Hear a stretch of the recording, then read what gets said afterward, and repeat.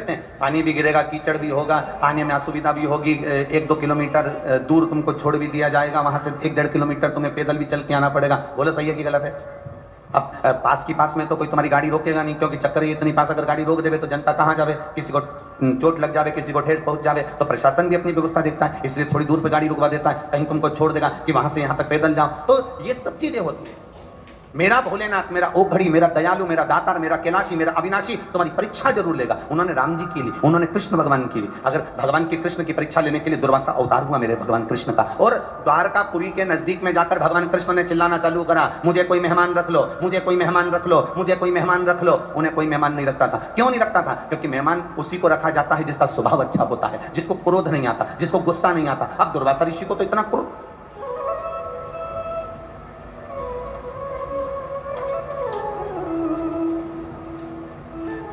दुर्वासा बाबा को कितना क्रोध, जरा सी गलती हो जाए तो गुस्सा हो जाए। तुम भी अपने घर में शादी में उन्हीं मेहमानों को बुलाना पसंद करते हो जो अच्छे से रहे। जो फूफा जी ज्यादा मुंह फुलाते हैं ना, उनको फिर लोग पंजेरी खा के फू और फा कर देते हैं।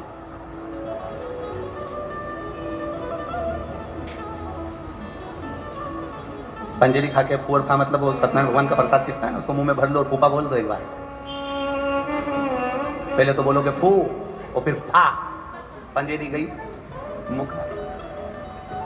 जो अपने स्वभाव को नहीं सुधार पाता उसको लोग प्रेम नहीं करते, उसको लोग स्नेह नहीं करते, उससे लोग जुड़ नहीं पाते।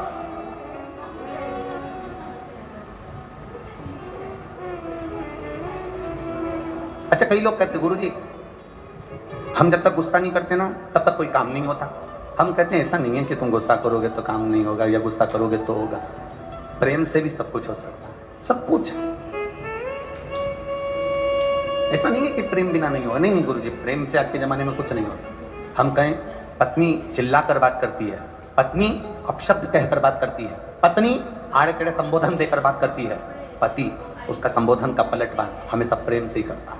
एक पत्नी ने पति से कह दिया तुम्हें तो अकल नहीं है, तुम तो जानवर हो। इतने में पति ने भी कह दिया तू झूठ नहीं बोल रही, बिल्कुल सत्य कहती है, तू मेरी जान और मैं तेरा वर। तो गलत कहाँ बोल सकती है?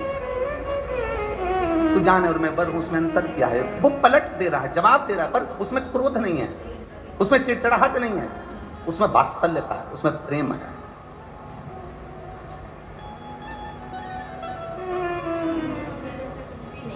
महाराज भगवान शिव का एक अवतार दुर्वासा अवतार पहुंच गए द्वारकापुरी में।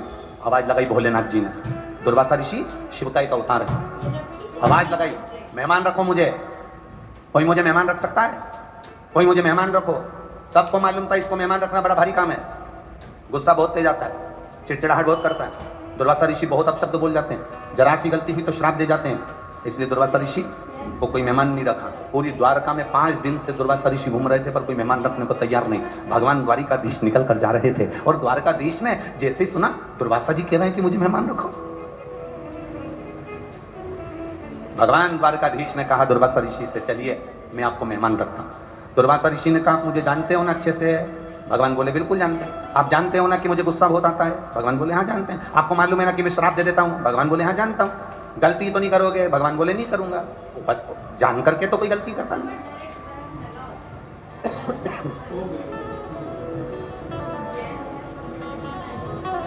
चलिए चलो, भगवान दुर्वासा ऋषि को लिया है। शंकर का अवतार है दुर्वासा ऋषि, शिव जी लिया। भगवान कृष्ण लेकर आ गए। रुक्मणी जी ने पूछा कौन आया मेहमान? दुर्वासा ऋषि आए हैं, इनकी कोई कमी नहीं रहना चाहिए। बिल्कुल आप चिंता मत करो, कोई कमी नहीं छोड़ूंगी। दुर्वासा ऋषि के लिए द्वारकापुरी में सुंदर कुटिया बनाई। कुटिया में दुर्वासा ऋषि रहे।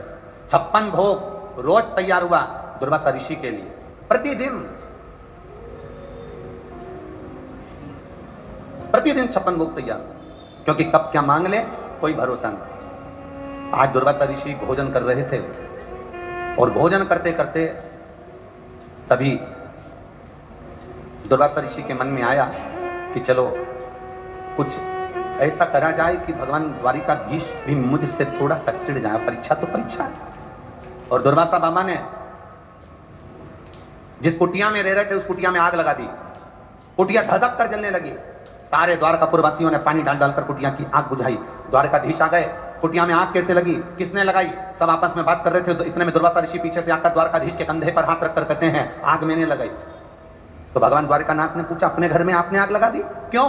भगवान बोले मेरी मर्जी, क्योंकि मैं तो मेहमान हूं, आग भी लगा सकता हूं। भगवान द्वारकाधीश ने मन में सोचा ऐसा मेहमान किस काम का जो आग लगा दे अपने घर में, मैं तो मेहमान आग लगा सकता हूं, कोई बात नहीं बुझाओ। भगवान को मालूम पड़ गया द्वारकाधीश को कि परीक्षा ले रहे हैं। आगे चले, इधर तो कुटिया जल रही है, इधर दुर्वासा मामा ने कह दिया कि मुझे भूख लग रही है, मेरे खाने के लिए खीर लेकर आओ। भगवान ने 56 भोग बनवा के रखे तो रुक्मणी जी खीर लेकर आ गई, जो दुर्वासा ऋषि को दी। दुर्वासा ऋषि ने खीर खाई, आधी खीर दुर्वासा ऋषि ने भगवान कृष्ण पर फेंक दी। झूठी खीर, दुर्वासा ऋषि की आधी मुख से खाई खीर द्वारकाधीश पर फेंकी, कटोरा नीचे गिरा, खीर भगवान कृष्ण के शरीर पर थी और कृष्ण के शरीर पर खीर लगी है। और इतने में दुर्वासा ऋषि ने कहा सुनो द्वारकानाथ, जो खीर मैंने तुम्हारे ऊपर फेंकी है पूरे शरीर में मलो। भगवान द्वारिकाधीश ने उस खीर को पूरे शरीर में मला। मलते से ही रुक्मणी जी हंस दी और रुक्मणी जी के चेहरे पर हंसी आ गई कि ऐसा मेहमान पकड़ कर लाए हो जो तुम्हारी इज्जत नहीं कर रहा, ऐसा मेहमान पकड़ कर लाए हो जो तुम्हारी इज्जत ना करे, तुम्हारा सम्मान ना करे, तुम्हारा आदर ना करे। खीर फेंक दी, द्वारकाधीश के शरीर पर खीर लगी थी और रुक्मणी जी हंस दी। हंसते से ही दुर्वासा ऋषि को क्रोध आ गया और दुर्वासा बाबा ने कहा सुनो कृष्ण, आज पूरी द्वारका घूमने के लिए जाऊंगा, पैदल चलकर नहीं जाऊंगा, रथ पर बैठकर जाऊंगा, पर रथ में ना घोड़ा जुतेगा ना घोड़ी जुतेगी, उस रथ को खींचने के लिए रुक्मणी जुतेगी। रथ को रुक्मणी खींच कर लेकर जाएगी, ना घोड़ा ना घोड़ी लगेगी, रुक्मणी लगे रथ पर।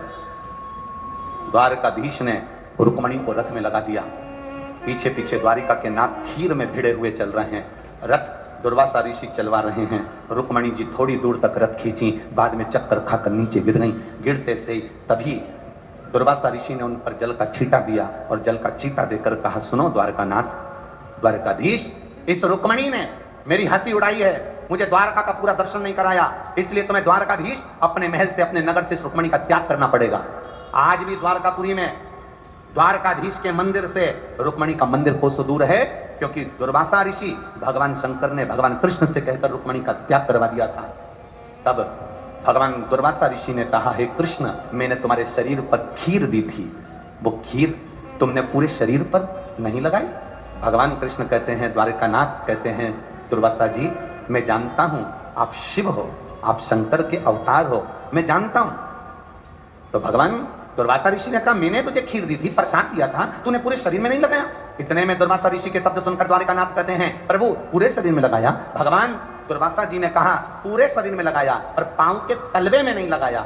भगवान कृष्ण कहते हैं संत और गुरु की खाई प्रसादी होती है, प्रसाद को पांव के तलवे में कैसे लेता, इसलिए मैंने खीर को पांव के तलवे में नहीं लगाया। मेरे दुर्वासा बाबा शंकर के अवतार, शिव के अवतार दुर्वासा ऋषि कहते हैं सुनो द्वारकानाथ, तुमने खीर पूरे शरीर में लगाई पर पांव के तलवे में नहीं लगाई, इसलिए तुम्हारे प्राण छूटेंगे तो पांव के तलवे से छूटेंगे। इसलिए शंकर कवच देते हैं, शिव कवच प्रदान करते हैं, पांव के तलवे में वो खीर नहीं लग पाई थी, इसलिए जरा नाम के व्याघ्र ने जो बाण छोड़ा था वो कहाँ लगा था, द्वारकाधीश के पांव के तलवे में लगा। जम के बोलो जरा, कहाँ लगा, पांव के तलवे में।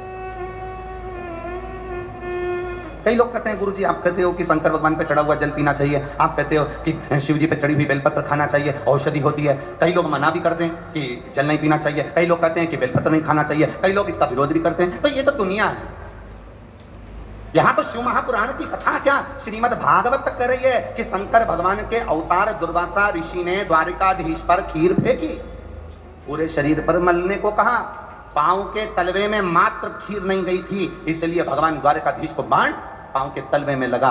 जरा विचार करना, शंकर के अवतार दुर्वासा ऋषि की झूठी खीर पूरे शरीर की रक्षा कर सकती है द्वारकाधीश के, तो शंकर भगवान पे चढ़ा हुआ जल हमारे शरीर में पहुंचने के बाद हमारी कजन कितने रोगों से रक्षा कर सकता का काम है, वो विरोध करेंगे। आप कोई अच्छा काम करने का प्रेरण बनाएंगे, ये दुनिया की रीति हो, विरोध करेगा।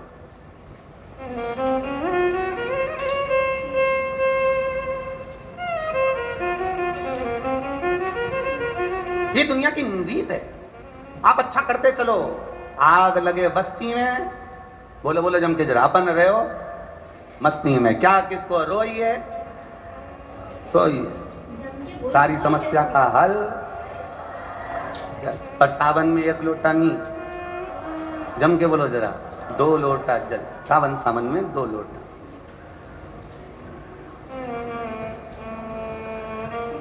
अब इसमें क्या विचार करना? अब कोई लोग कहें कि शंकर जी पे चढ़ा हुआ जल मत पियो, शिव जी पे चढ़ी हुई बेलपत्र मत खाओ, शंकर पे चढ़ा हुआ प्रसाद नहीं खाना चाहिए, शिव जी को दिया हुआ ये भाग ग्रहण नहीं करना चाहिए। यहाँ शिव तत्व कर रहा है, यहाँ शंकर भगवान की कथा कर रही है। जब मेरे भोलेनाथ जी के सामने विष का कटोरा आया, विष का पात्र आया, मेरे शिव जी ने विष पिया, विष पीते से कुछ बूंद नीचे गिरी, नीचे गिरते से भगवान शंकर के प्रिय गण नंदी ने उस विष की बूंद को चाट लिया कि मेरे महादेव के मुख से राल टपकी है। ये राल नंदी चाट गया, था तो विष।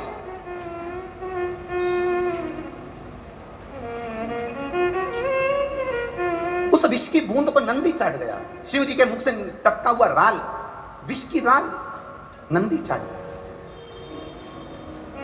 शंकर भगवान ने देखा कि मेरा नंदी मेरे मुख की राल को चाट गया, कहीं इसके प्राण ना चले जाएं। शंकर भगवान ने नंदी को अपने पास बुलाया और नंदी के गले को शिव जी ने हाथ फेरना प्रारंभ किया। आज भी गाय, बछड़े, नंदी, बेल, जब आप हाथ फेरना प्रारंभ करते हो उसके गले में, तो बेल अपने मुख को ऊपर करता है कि नहीं करता? अरे बोलो, जम के बोलो जरा। किसी ने देखा? आप गाय के गले पर हाथ फेरो, गाय मुख ऊपर करेगी। बछड़े के मुख पर हाथ फेरो, बछड़ा मुख ऊपर करेगा। बेल के मुख पर हाथ फेरो, बेल मुख ऊपर करेगा। नंदी के मुख पर हाथ फेरो, नंदी मुख ऊपर करेगा। क्यों करता है? क्योंकि उसको लगता है कि वो हाथ आप नहीं फेर रहे हो, मेरा महादेव मेरे गले का स्पर्श कर रहा है और मेरे जहर को कम कर रहा है। वो उसको महसूस होता है, उसको अनुभव होता है। छोटे छोटे बच्चे कहते हैं, मम्मी देखो मैं एक बहुत अच्छा मैजिक दिखाऊं। मम्मी कहती है, हाँ कौन सा मैजिक? मैं गाय को जब ऐसा करूंगा तो गाय मुंह ऊपर करेगी। ये मैजिक नहीं है, ये उसको एहसास हो रहा है, ये उसको महसूस हो रहा है कि मेरा शंभु, मेरा त्रिकालदर्शी, मेरा कैलाशी, मेरा अविनाशी, मेरा शिव, मेरा ओघरदानी, मेरा शंकर मेरे गले का स्पर्श कर रहा है। मेरा शंभु मेरे गले का स्पर्श कर रहा है। केवल वो छूता है तो जहर को भी समाप्त कर देता है। तो उस पे चढ़ा हुआ जल हमारे ना जाने जिंदगी के कितने जहर को समाप्त कर देता है, जिसका हम पान करते हैं।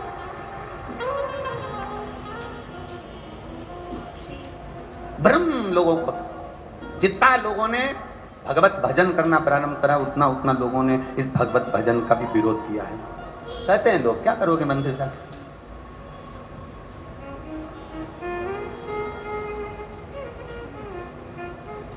क्यों मंदिर जाने का क्या? लोग कहते हैं कि गुरुजी आप जब कथा का क्रम होता है तो लोग हो सकता है कि राजनीति के चलते कथा कराते हैं, कि उनको कोई राज सत्ता चाहिए होगी तो कथा करा रहा है। ये खंडेलवाल जी से पूछ लो, इन्हें कोई राज सत्ता तो न चाहिए। कोई सत्ता के नशे में कथा नहीं कराता, राज सत्ता के लिए कथा नहीं की जाती, वैभव कुर्सी की प्राप्ति के लिए कथा नहीं करी जाती। कथा केवल 5 वर्ष के राज्य शासन के लिए नहीं करी जाती। कथा मेरे परमात्मा के चरणों की धूल जिंदगी भर प्राप्त करने के लिए करी जाती है। उस परमात्मा के चरणों की रज हमें प्राप्त हो जाए, उस परमात्मा के चरणों। कई लोग कहते हैं भगवान शिव परीक्षा जरूर ली है, दुर्वासा का रूप रखकर द्वारिकाधीश के ऊपर खीर जरूर फेंकी। दुनिया की दृष्टि में वो थोड़ा सा गलत रहा कि झूठा भगवान पर फेंक दिया। ये दुनिया की दृष्टि में थोड़ा सा गलत है, लग सकता, पर मेरे भोलेनाथ जी ने खीर जो फेंकी थी वो कवच देने के लिए फेंकी थी। ये दुनिया की दृष्टि में गलत हो सकता है। लोग कह सकते हैं कि शंकर जी पर चढ़ा हुआ जल मत पीना, या बेलपत्र मत खाना, या ये मत करना, या वो मत करना, शिव मंदिर मत जाना, 1 लोटा जल मत चढ़ाना, ये मत करना, वो मत करना। ये दुनिया की दृष्टि में गलत हो सकता है, पर शिव महापुराण की जो दृष्टि है, वेद व्यास जी ने जो 24,000 श्लोक की 12 संहिताओं में बांटकर जो शिव महापुराण की कथा दी है, ये हमारी भक्ति का संचार करने के लिए, ये भक्ति का संचार करने के लिए। महाराज शिव महापुराण की कथा कहती है, सब कुछ छोड़कर, घर परिवार कुटुंब, अपने रिश्ते छोड़कर कहीं बहुत दूर नदी के तट पर या गंगा के तट पर बैठ जाना ये श्रेष्ठता नहीं है। शिव महापुराण की कथा कहती है सबके बीच में रहकर भगवान की अविरल भक्ति करते हुए अपने पूरे परिवार को संभाल लेना, ये शिव की मूल भक्ति का एक प्रतिबिंब है।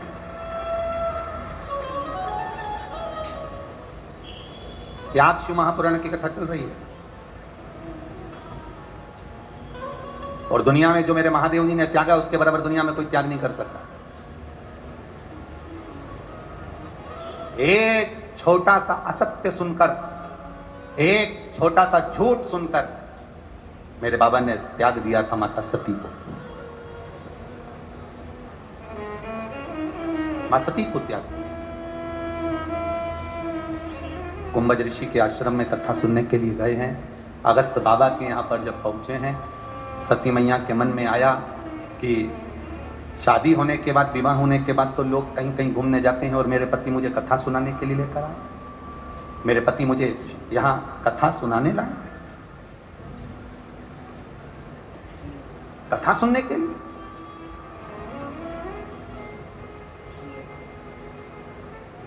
त्याग कहते किसको है? केवल त्याग का वर्णन कर देने से त्याग हो जाता है क्या? एक लड़की बड़े बड़े अरमान से लड़की कहती है तुम चिंता मत करो, पूरा घर छोड़कर मैं तुम्हारे लिए आ रही हूं। हमें तो कभी कभी देखो थोड़ा आप लोगों को बुरा लग सकता है, एक बात कहें आप लोगों से, बोलो बोलो जरूर। अलवर वालों संभाल लोगे तुम इस बात को? बाद में कोई विरोध करे तो तुम बोल दोगे ना पक्का? तो फिर बोल दें पक्का। एक लड़की लड़के से कहती है, जो स्नेह करने वाली है, प्रेम करने वाली है, अपने पिता को, अपनी मां को, अपने भाई को, अपनी बहन को जो धोखा देकर दूसरे लड़के के साथ में, दूसरे धर्म में अगर भाग कर चली जाती है, तो एक बात का अंदाजा लगा कर रखना, जो अपने माँ बाप को धोखा दे सकती है वो दुनिया में तुझको भी धोखा दे सकती है। इस सावधानी में अपनी जिंदगी जी। और वो लड़का जो अपने माता पिता का हितैषी ना बन पाया, वो लड़का जो अपनी माता पिता का हितैषी ना बना, अपने परिवार का हितैषी ना बना, वो तेरा हितैषी बन जाएगा। हरी बड़ी विडंबनाओं की जिंदगी चल रही है, जीवन बड़ा विचित्र चल रहा है भाई। ए अलवर वालों, बड़ा सावधानी से जीवन जीना है। प्रेम का झांसा देकर लोग तुम्हारे साथ में कुछ वीडियो और क्लिप बना लेते हैं और बाद में उसी लड़की से पैसा कमाकर गाड़ी, मोटरसाइकिल, घड़ी और ऐश और आराम की जिंदगी जीना चालू कर देते हैं, क्योंकि लड़की के बाप के पास ज्यादा धन होगा।